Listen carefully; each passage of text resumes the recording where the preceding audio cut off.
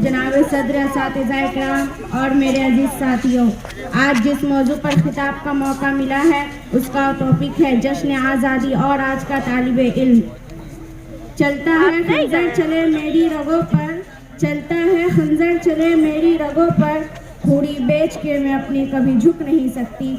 मिटाने को तो ये दुनिया भी मिट सकती है लेकिन, मिटाने को तो ये दुनिया भी मिट सकती है लेकिन तारीख के औराक से हम मिट नहीं सकते। अजीज सामियात, आज़ादी क्या है? आज़ादी बाख्तियार होने को कहते हैं, लेकिन मैं समझती हूँ कि आज़ादी एहसास का नाम है, और जिस कौम का एहसास जिंदा होता है वो आज़ाद रहना और आज़ाद बनना चाहता है, और जिस कौम का एहसास मर जाए वो वक्त से पहले ही मर जाता है। और अफसोस के आज कुछ ऐसा ही हाल जान से प्यारे मुल्क हिंदुस्तान का भी है। ये हकीकत है कि मुल्क के हर फर्द, हर शख्स, हर अक्लमंद, होशमंद, दानिशमंद पर आया है कि मुल्क की माशियत आज कहाँ आके खड़ी है।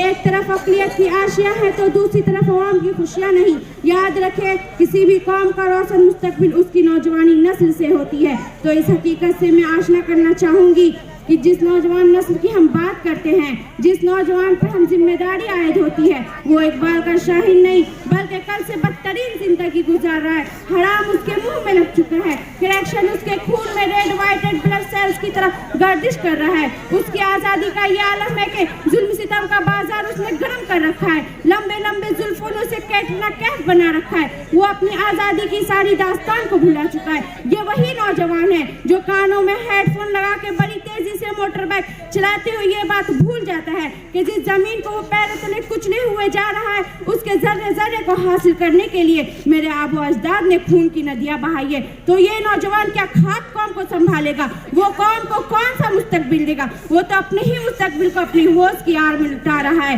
कहूँ तो राज हयात कह दूँ, हकीकत कायनात कह दो। कहूँ तो राज हयात कह दूँ, हकीकत कायनात कह दो।